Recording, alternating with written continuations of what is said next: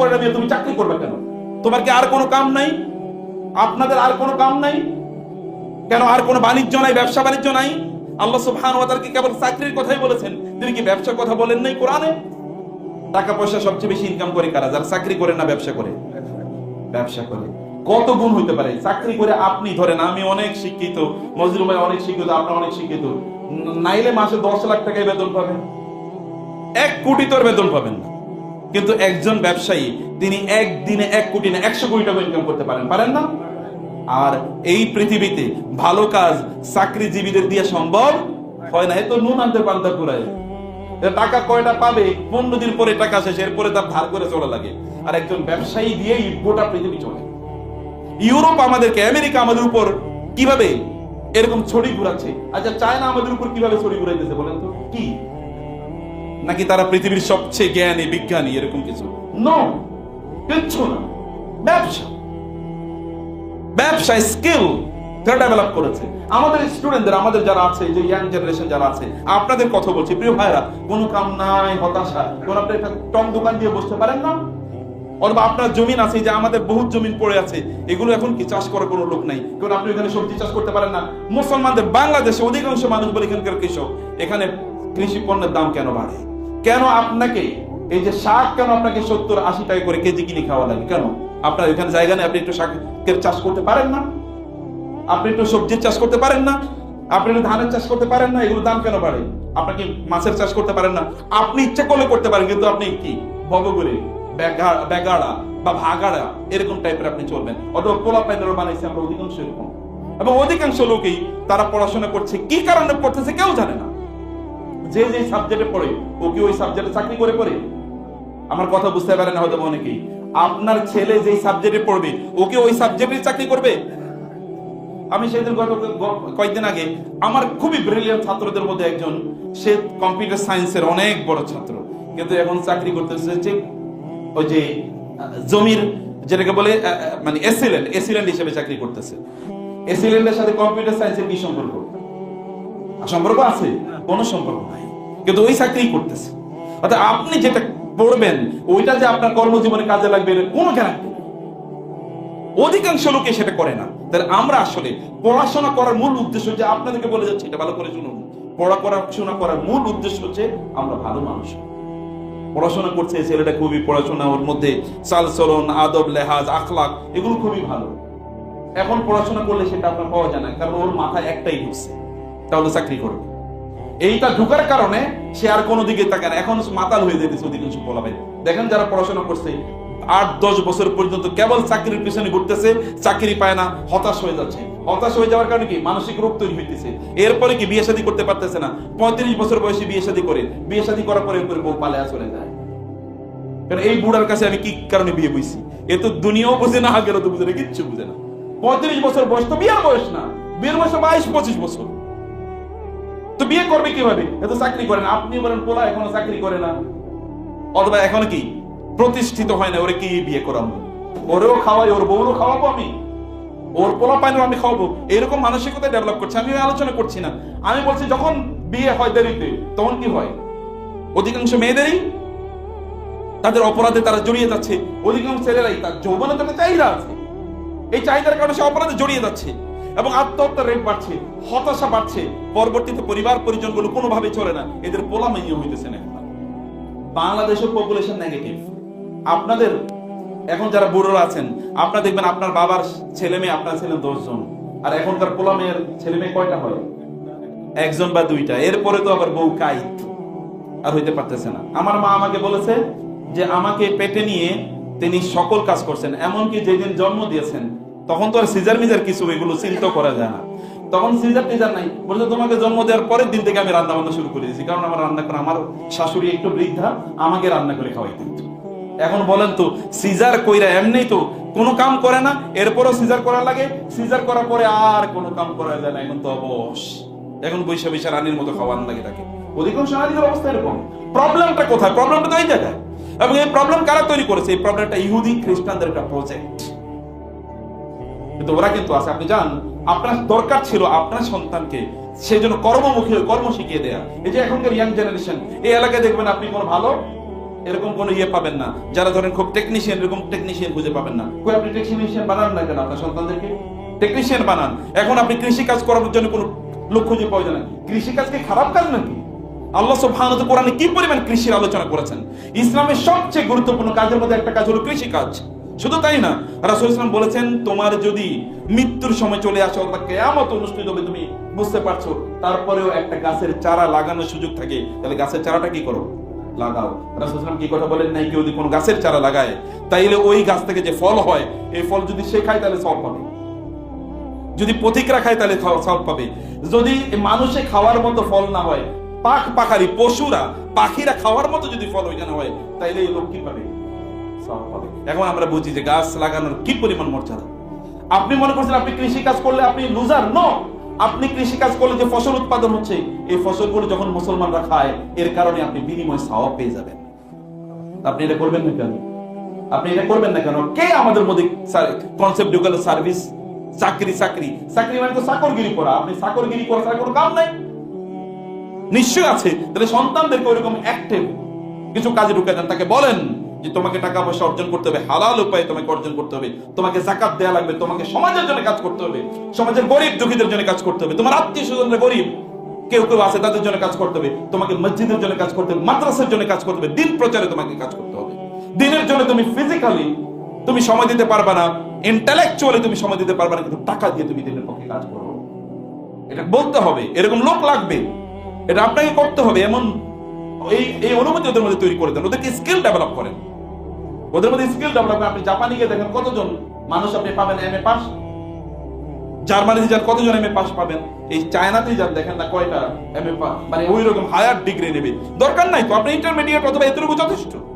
এরপর আপনি দেখো অরিজিনাল কাজে ঢুকে, অথবা ডিগ্রি নেক, আমাদের কোনো আপত্তি নাই, কিন্তু সে কাজ বুঝুক। ওই চাকরি তথাকথিত ইত্যাদির পেছনে তাকে ঢুকাবেন না। এর মধ্যে যে এই যে 8 বছর 7 বছর 6 বছর 5 বছর এর মধ্যে যে সময় কাটালো, এর জন্য কে জবাবদিহি করবে? আল্লাহ তাআলার কাছে অবশ্যই জবাবদিহি করতে হবে আপনাদেরকে। কারণ আমাদের জীবন এটা আমাদের জন্য আল্লাহর পক্ষ থেকে সবচেয়ে বড় নেয়ামত। সময় আল্লাহর পক্ষ থেকে সবচেয়ে বড় নেয়ামত। আমরা কাজ করি কিসের মধ্যে? সময়ের মধ্যে না? আমরা আল্লাহর কাছে সময় তো চাই। রব্বানা আখিরিনা ইলা আজালিন করিব ফাআসসাদদাক ওয়া আকুম মিনাস সালিহিন। আল্লাহ আরেকটু সময় দাও, আরেকটু সময় দাও। সময় তো চাই। আমরা 24 ঘন্টা সময়ের মধ্যে কাজ করি। যারা বিজি, যেমন আপনি মজনু ভাইকে যদি বলেন, ওই যদি বলবেন আল্লাহ আমি যদি আরো অনেক সময় পেতাম তাহলে আরো অনেক কাজ করতে পারতাম। ভালো মানুষের কাজ করে, আর আপনি মনে করেন আরে সময় যায় না কেন? সময় যাবো কিভাবে? ওর তো কোনো কাম নাই, ওরে কাম দেন, গিভ দেম ওয়ার্কস, তাদেরকে কাজ দেন। ছোট ছোট বাণিজ্যে তাদেরকে ঢুকিয়ে দেন, ছোট ছোট ব্যবসায় তাদেরকে ঢুকিয়ে দেন। শুরু করে start with very little enterprise, ছোট্ট করে শুরু করুক। কোনো এক সময় বিশাল বড় এটা হবে। যারা বড় হয়েছে তাদেরকে লাভ দিয়ে বড় হয়েছে নো, তারাও খুব ছোট করে শুরু করেছে। ছোট করে শুরু করতে দেন, একটা নতুন আইডিয়া তাকে দেন, নতুন আইডিয়া নিয়ে তারা কাজ করুক। এন্টারপ্রেনিয়রশিপ, মুসলমানরা গোটা পৃথিবী প্রায় 1200-1300 বছর গোটা পৃথিবী শাসন করেছে। কিছুর উপর ভিত্তি করে জানেন? 3টা জিনিসের উপর ভিত্তি করে। এর মধ্যে 1 নম্বর ছিল নলেজ, জ্ঞান। 2 নম্বর ছিল টাকা, অর্থ, ব্যবসা বাণিজ্য। এই গোটা পৃথিবীর সকল ব্যবসা নিয়ন্ত্রণ করতো কারা? মুসলমান। আমাদের এই অঞ্চলে, আপনারা সিনবাদের নাম শুনছেন, আমাদের এই অঞ্চলে যারা ইসলাম নিয়ে এসেছে, এর মধ্যে সবচেয়ে বেশি কাদের মাধ্যমে ইসলাম এসেছে আমাদের অঞ্চলে জানেন? ব্যবসায়ীদের মাধ্যমে। গ্রেট, ব্যবসায়ীদের মাধ্যমে অঞ্চলে বেশি ইসলাম এসেছে, ব্যবসায়ীদের মাধ্যমে। আমরা কেবল শাহজালাল, শাহপরানের কথা শুনি, এখানে সবচেয়ে বেশি ইসলাম এসেছে ব্যবসায়ীদের মাধ্যমে। ওই যে ওই অঞ্চলে, যেটাকে আমরা আপনার ওই যে চট্টগ্রাম, ওই অঞ্চল, গোটা বেল, চট্টগ্রাম, নোয়াখালী, এই অঞ্চলগুলোতে গিয়ে দেখেন এখানকার নদীর সাথে ওই যে আরব সাগর, ভূমধ্য মানে কি বলে আপনার পারস্য উপসাগর, আরব সাগর, ইন্ডিয়ান মহাসাগর এবং বে অফ বেঙ্গল, বঙ্গোপসাগর, এই জায়গা ছিল তাদের চ্যানেল। ওই যে আপনি মালয়েশিয়াতে ইসলাম কারা নিয়ে গেছে, ইন্দোনেশিয়াতে কারা ইসলাম নিয়ে গেছে, পুরাই তো এখানে কি নদীর পথে যেতে হয়েছে। নদীর পথে যেত কারা? ব্যবসায়ীরা যেত নদীর পথে। পণ্যগুলো তারা নদীর পথে তারা নিয়ে যেত। ওইখানকার পণ্য ওইখানে যেত, আরবের পণ্য এখানে, এখানকার পণ্য এখানে। ব্যবসা করেন, আপনার টাকা হলে ইসলামের কাজে লাগবে, মুসলমানদের কাজে লাগবে, দিনের কাজে লাগবে। খারাপ লোকের টাকা হলে ওগুলো জুয়ার খেলায় ওরা ব্যবহার করবে, ওরা সিনেমা বানানোর জন্য ব্যবহার করবে, ওরা মদ, মাদক দ্রব্য ইত্যাদি সেবন জন্য তারা ব্যবহার করবে। ভালো মানুষের টাকা হলে দিনই কাজে লাগবে। অতএব আপনাদের টাকা দরকার। গোটা পৃথিবী জুড়ে লক্ষ লক্ষ কোটি কোটি মসজিদ কারা নির্মাণ করেছে বলেন তো? চাকরিজীবীরা নির্মাণ করেছে? কথা বুঝেন নাই? কারা নির্মাণ করেছে? ব্যবসায়ীরা। চাকরিজীবীদের এমনি সীমিত। আমি চাকরিকে নিষিদ্ধ করছি না, আমি বলছি যেটা করেন আপনারা আপনাদের সন্তানদের জন্য একটা দিনের জন্য ওদের নষ্ট না হয়, একটা দিনের জন্য নষ্ট, ওদেরকে এই জায়গা ঢুকিয়ে দেন, কারণ আল্লাহ সুবহানাহু ওয়া তাআলা এটাকে এনকারেজ করেছেন। এবং যারা ব্যবসায়ী তাদের মর্যাদার ব্যাপারে কোরআন এবং হাদিসে বহু আলোচনা এসে, আমি সেই জায়গায় যাচ্ছি না। আমি বলছি প্রিয় ভাই, এটা 2 নম্বর কাজ। অতএব আপনাদের সন্তানদের ব্যাপারে প্ল্যান করেন। তাকে কি করবেন? একটা ডিগ্রি ও ধুয়ে খাবে না। কিছু সময় দেখেছেন আপনার ওই যে সার্টিফিকেট সব ছিঁড়ে ফেলতেছে। এখন এরকম লক্ষ লক্ষ লোক আছে, সার্টিফিকেট কোনো কাজে লাগে না, কোনো কাজে লাগে না তার সার্টিফিকেট। কি কাজে লাগবে সার্টিফিকেট? সার্টিফিকেট তো কোনো এক সময় মুসলমানদের ছিল না। যখন মুসলিমরা বড় বড় বিজ্ঞানী ছিলেন তখন কোন সার্টিফিকেট, কে সার্টিফিকেট দিয়েছে? সার্টিফিকেটের প্রয়োজন না। এখনো এরকম বহু বিদ্বান আছে, আপনি কি জানেন আমার সার্টিফিকেট কি? কিছুই জানেন না। আপনি জানেন মুসলিম ভাই সার্টিফিকেট কিছুই জানেন না। বাংলাদেশের বড় বড় শেখরা যারা আছে, কার কি সার্টিফিকেট কিছুই জানেন না। সার্টিফিকেট ডাজন্ট ম্যাটার, ব্যক্তিত্ব আপনার ম্যাটার। এবং এই জন্য বলবো যে আপনাদের ব্যক্তিত্ব তৈরি করেন, আপনাদের সন্তানদের মধ্যে ব্যক্তিত্ব তৈরি করেন। ইয়াং জেনারেশন তোমাদের ব্যক্তিত্ব তৈরি হোক, যে আরেকজনের উপর, বাপের উপর তুমি গলগ্রহণ হয়ে অথবা তার উপর প্যারাসাইটের মতো তার উপর তুমি বোঝা হয়ে থাকবা, এটা তোমার ব্যক্তিত্বের সাথে যায় না। তুমি পুরুষ না, আপনি পুরুষ মানুষ না। পুরুষ মানুষ হলে কিভাবে আরেকজনের উপর আপনি বোঝা হয়ে থাকেন?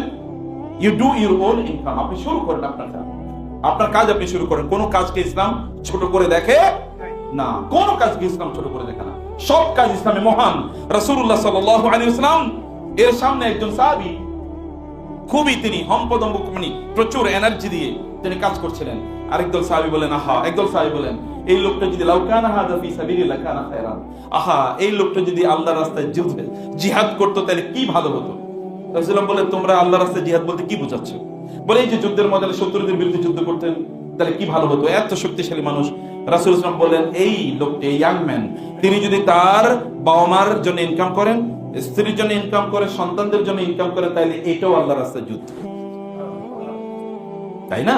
এটাও আল্লাহর রাস্তায় যুদ্ধ। সন্তান বড় হয়েছে, তার পিতা মাতার জন্য কাজ করবে, সমাজের জন্য কাজ করবে, এইভাবে তাদের মধ্যে রেসপন্সিবিলিটি তৈরি করে দেয়। আদারওয়াইজ যখনই চাকরি কেন্দ্রিক হয়ে যায় তখন তার সেলফ সেন্টার্ড হয়ে যায়, আত্মকেন্দ্রিক হয়ে যায়। আত্মকেন্দ্রিক কোনো মানুষ দিয়ে দুনিয়া কোনোদিন কিচ্ছু হবে না, তার দুনিয়ার কোনো কাজ করতে পারবে না। 3 নম্বর ইস্যু আমি 5 মিনিটের মধ্যে শেষ করবো, তাহলে যে আমাদের সম্পদের মধ্যে কোনো বরকত নাই। কি নাই? কোনো বরকত নাই। যে ইনকাম করছেন, দৌড়াচ্ছেন, কোনো কিছুর মধ্যে বরকত নাই। পোলা পাইন দেখবেন মানুষ হয় না, বরকত নাই। পোলা পাইন দেখবেন বুড়ো হয়ে যাচ্ছে, আয় ইনকাম নাই, অথবা তারা চাকরি বাকরি অথবা তারা ব্যবসা বাণিজ্য কিচ্ছু করতে পারতেছে না। একটা ভাগাড়ে টাইপের, ভাগাড়ে দোকানের কাছে যায়, সিনেমা দেখে আর গান শুনে আর বাসায় বসে বসে মোবাইল টিপে, এর বাইরে কোনো কাজ নাই। এই অথর্ব তৈরি হচ্ছে আপনার কারণে, এই অথর্ব তৈরি হচ্ছে আপনার কারণে। কারণ কি? এর আগে আমি বলেছি প্ল্যান নাই তাদের নিয়ে। এবং 2 নম্বর, এখন ধারাবাহিকভাবে কয়েকটা জিনিস বলে, এর মধ্যে নাই ঈমান, ঈমানের ত্রুটি আছে। অধিকাংশ লোকের ঈমানের ত্রুটি। আপনি হয়তো বলবেন না যে ঈমানের ত্রুটি মানে একজন আলেমের মজনু ভাইয়ের কাছে বসেন, আপনার ঈমান কি কি আছে একটু চেক করেন, দেখেন ঈমান ঠিক আছে কিনা। ঈমান যদি ঠিক থাকে তাহলে ওই ব্যক্তির দারিদ্র অথবা সে কোনোদিনই এইরকম সংকটে কোনোদিন তার পড়ার কথা নয়। আল্লাহ সুবহানাহু ওয়া তাআলা বলেছেন ওয়ালাউ আন্না আহলাল কুরআন আমানু ওয়াত্তাকাউ লাফাতাহনা আলাইহিম বারাকাতিম মিনাস সামাই ওয়াল আরদ। জমিনবাসী যদি তারা সত্যিকার অর্থে ঈমান আনতো, তাহলে আল্লাহ তাআলা বলছেন আসমান এবং জমিনের বরকতগুলো তাদের জন্য উন্মুক্ত করে দিতে হবে।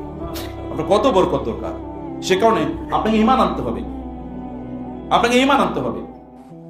একজন বিখ্যাত তাবিঈ, তার নাম হচ্ছে আল-আসাম। তিনি তার 7 জন কন্যা সন্তান, কয়জন কন্যা সন্তান? 7 জন। এই কন্যা সন্তানকে রেখে তিনি একবার বলে আমি একটু জ্ঞান অর্জনের সফরে যাব এবং আমি এর মধ্যে উমরা করে আসবো। তো তার স্ত্রী এবং অন্য সন্তান বলেন বাবা তো বাসায় তো খাবার নাই, তুমি যদি যাও তাহলে আমাদের হবে কি? এর মধ্যে এক সন্তান, তার বয়স, কন্যা সন্তান বয়স 10 বা 12, বললেন আমরা আল্লাহর উপর তাওয়াক্কুল করি, আল্লাহ সুবহানাহু ওয়া তাআলা দেবেন। মেয়ের কথায় আশ্বাস তিনি চলে গেলেন। রাতের বেলা ওখানে তাদের ঘরের দরজায় টোকা দিল। একজন এসে টোকা দিল, দেখা গেল প্রায় কয়েকশো সেখানে সেনাবাহিনী সৈন্য। তোমরা কারা? বলছে আমরা আবু জাফর আল মানসুরের লোক। কেন এসে বলে আমরা এই দিক দিয়ে যাচ্ছিলাম, আমাদের পানি লাগবে, আমাদের সৈন্যদের পানি শেষ হয়ে গেছে, একটু পানি দিতে পারবা? বলেছে ঠিক আছে, আমাদের শুধু পানি আছে আর কিছু নাই বাসায়। তারা ঠিক আছে পানি নিয়ে যাও, পানি দাও। পানি দেওয়ার পর বলে আচ্ছা এই বাসাটা কার? বলছে ওই যে ওই অমুক আল আসাম অমুকের।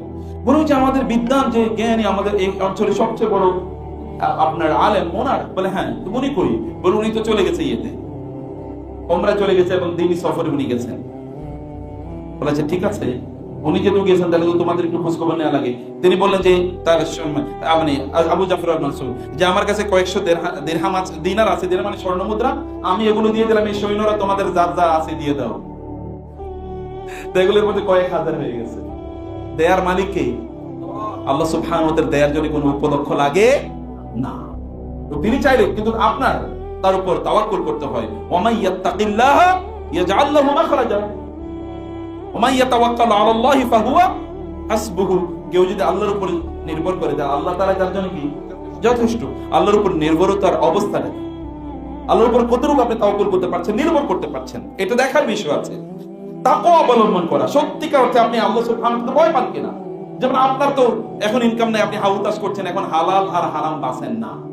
এলাকায় যেমন দেখবেন বহুত লোক তারা ব্যবসা বাণিজ্য যারা করে হারাম জিনিসও বেচে, চাকরি বাকরি করে হারাম ইনকামও তারা করে, কোনো বাজ বিচার নাই। আমিনাল হালালি আও মিনাল হারাম, হালাল নাকি হারাম, কোনোটার দিকে কোনো বাজ বিচার নাই। এই সকল কাজ, এমনকি তাদের মধ্যে নৈতিকতা নাই, আদর্শ তাদের মধ্যে নাই, নৈতিকতা তাদের মধ্যে নেই, কোনো কিছুই তার মধ্যে নাই। এমনকি চোখটা হেফাজত করে দিয়ে পোলাপান চাকরি হয় না। I guarantee you, you couldn't control your ice.